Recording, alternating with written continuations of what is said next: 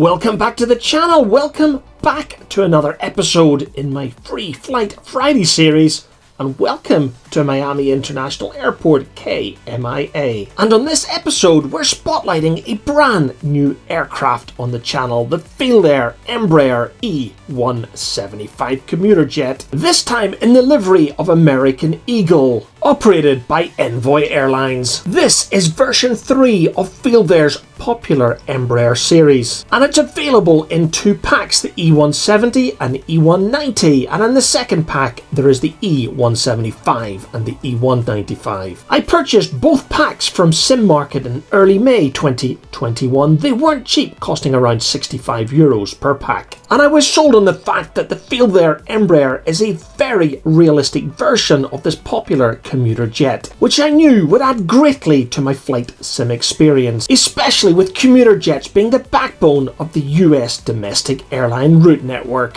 And checking out the American Airlines website, at the time of recording this flight in late May 2021, Envoy Airlines operate a service 3 times a day between Miami and New Orleans, or is it New Orleans, using the Embraer E175. Checking out SimBrief, our flight plan has us departing on runway 09 here at Miami, which means it should be a very scenic departure towards Miami City, the port of Miami, before turning left towards Fort Lauderdale, and then northwest towards Tampa and the Gulf of Mexico, before routing towards the Louisiana coastline, with an anticipated arrival into runway 11 at New Orleans. I'm expecting to climb initially to flight level 320 or 32,000 feet, but I do expect to be able to climb higher, possibly 34 or 36,000 feet. And jumping right into the cockpit, it is time to tell you that I found this Embraer 175 from FeelThere a very complicated and confusing aircraft to learn to fly. However, getting to grips with this automated little aircraft was a very satisfying experience, and therefore a credit to FeelThere for developing such an awesome little aircraft for Prepared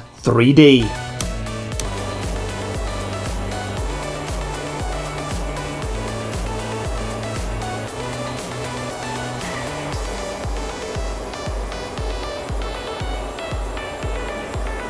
Powering up the APU, it is time to get the passengers on board and then prepare by programming the FMC for this flight between Miami and New Orleans. Programming the FMC on any aircraft within the FeelThere Embraer series is no different than programming the FMC in any other study level aircraft in my virtual hangar. The flight plan loads beautifully from SimBrief. SIDs load very easily, so the FMC performs departures in a very realistic way, and this includes all speed restrictions. However, the thing that I find most confusing about the configuration of this Embraer E175, or in fact all of the Embraers in the FeelThere packs, is implementing TOGA before even asking for pushback and startup. Watch the primary flight display as I click on the TOGA button. Roll TO appears at the top of the command line, and the pitch up bar moves to the appropriate position. If you miss this step on the pre-flight configuration, you will not be able to engage the autopilot, so be warned. A massive thanks to FeelThere and their YouTube channel, where you can find a myriad of tutorial videos on how to fly this complex but incredibly exciting little Embraer commuter jet. You can see here on the multifunction display that the door is now closed, so it is also time to get rid of the jetway, thanks to GSX Level 2. Point 8, right, taxiway 900, November, 1 3, flight 1, Envoy 4240 is cleared to New Orleans Airport as filed. Fly runway heading, climb and maintain altitude 900,000. Departure frequency is 120.45, squawk 6107. At this point, I'm telling the aircraft to take its speed controls from the FMC and not the manual mode. And with the E-Jet series from FeelThere, I find myself using the SciTech panels a lot more, certainly a lot more than I do when I'm flying the Aerosoft or the PMDG aircraft in Prepared.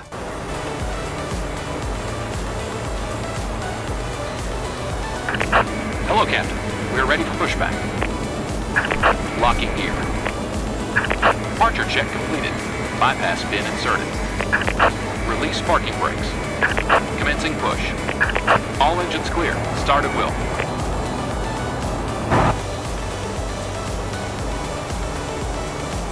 Starting the Embraer E-Jets is really simple. Just lift the protection covers from the start switches, turn the knob right to start and simply let go. And the FADEC will do the rest. As you can see, I'm starting the left-hand engine first. And when the left engine is running, do exactly the same with the right-hand engine. Set the right-hand knob to start, let go and allow the FADEC to do the rest.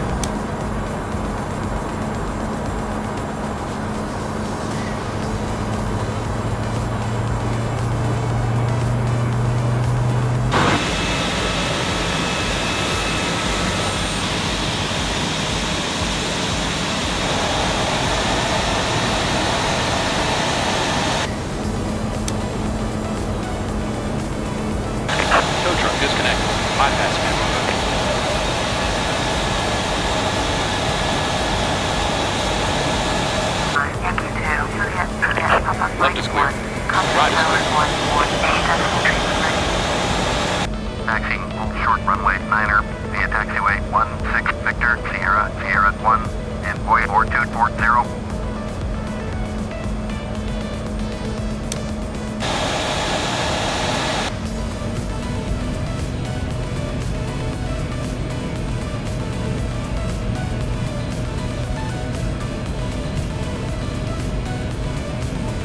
American 335, hold position, fasten at Embraer on the taxiway. Hold position, American 335.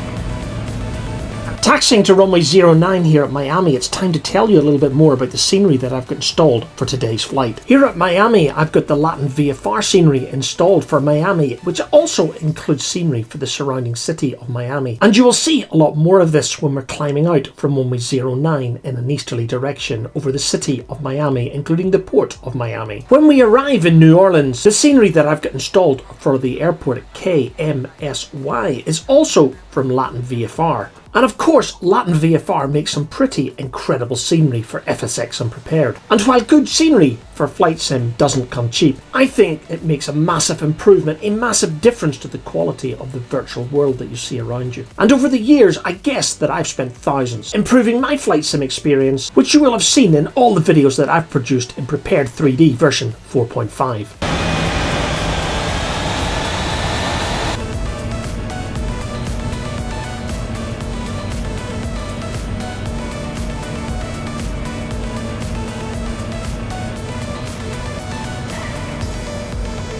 Approaching 09.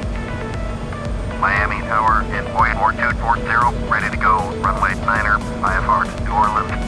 Envoy 4240, cleared for takeoff. Runway 9er, runway 076 Just like I do in all the virtual tubeliners that I fly in Prepared, just before entering the runway, I switch on the weather radar. And in the Embraer, this is done through the multifunction display. Next comes the TCAS, which is done from within the radio page on the FMC. The next thing I do is engage the auto throttle, which in the Embraer only come alive when the throttles reach 70%. And because I've instructed the speed to be held by the FMC, the aircraft will maintain the speed at V2 until instructed otherwise by the FMC. It's also at this point that I turn on the strobe, turn off the taxi lights and turn on the landing lights. And if you've followed all of this, you're ready to go.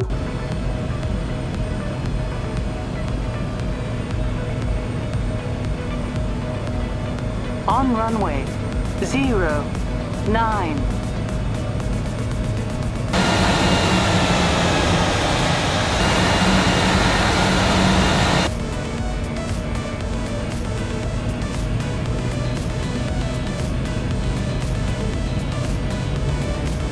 American 335, contact Miami, departure on 120.5. Speed alive. 120.5. Thrust checked. American 335.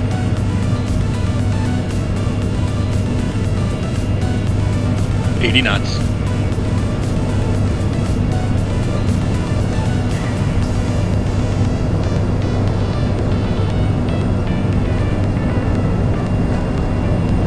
V1. Rotate. Miami Towers, American 222. Positive rate. To go. Runway 8 right, IFR to Brooklyn. American 2221, cleared for takeoff. Runway 8 right, runway 076 Gear up.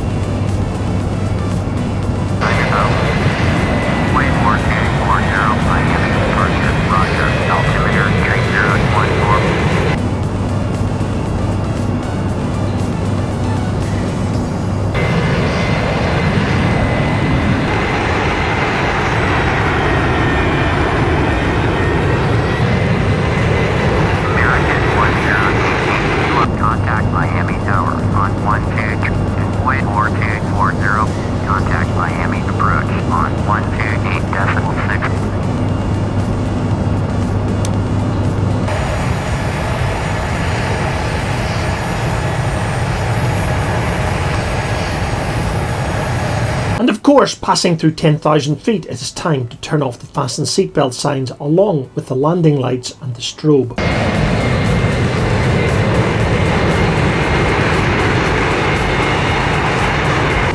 left heading 2402 on navigation. American 2. Transition altitude. And passing through the transition altitude following the US rule of 18,000 feet. Just recycling the altimeter setting will take it automatically to standard. And that's it, I continue my climb to 32,000 feet. Left heading 120, set 3,500 cleared ILS, runway 1, Spirit 301, you are 39 miles.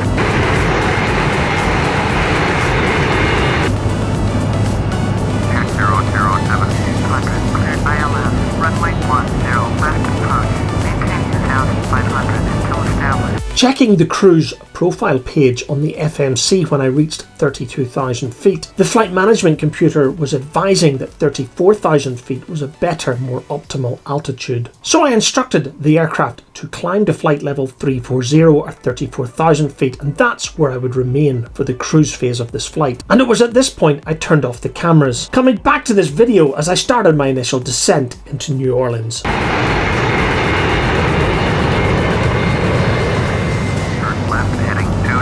Descend flight level 200, expect vectors ILS, runway 11, approach, Envoy 4240.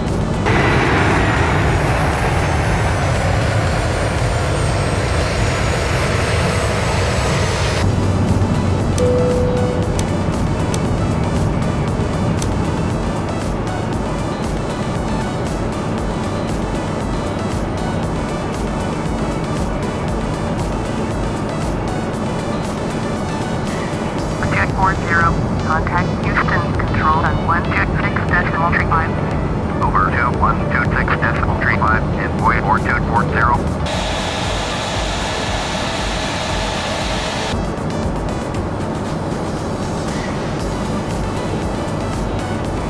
As you can see, the weather over southern Louisiana isn't great for this approach into New Orleans. If I'd been flying this flight for real, I guess that I would have described it as like being in a washing machine. Configuring the approach into the FMC in the Embraer is actually fairly simple. However, there is a step that you're recommended to go through that you won't go through in the Airbus or the Boeing. And you do this by selecting the first waypoint in your approach into L1 or line 1 in the FMC by inputting the inbound intercept course to the ILS, in this case runway 11 at New Orleans. The FMC will draw a line on your intercept course, providing additional guidance as you try to intercept the final approach course and therefore the localizer at less than 30 degrees. It took me a little bit of getting used to when learning to fly the Embraer E-jets from FeelThere, but thanks to tutorial videos on YouTube, I got there in the end.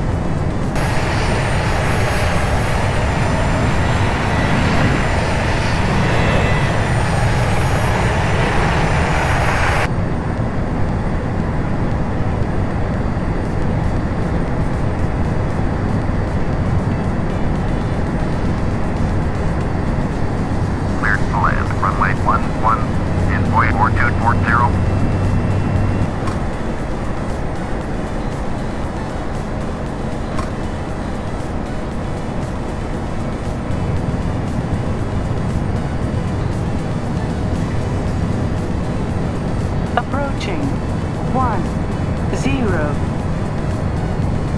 Autopilot. Autopilot.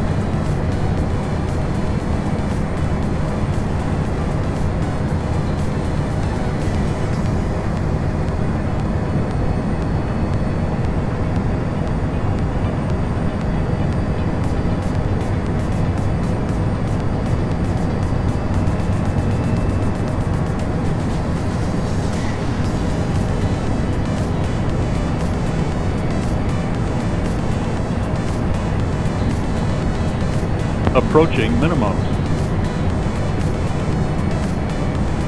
Minimums. Sync rate Sync rate. 30, 20, 10.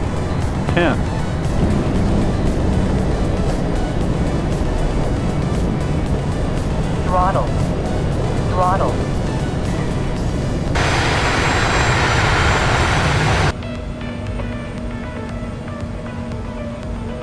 Envoy 4240, contact ground on 121.9er.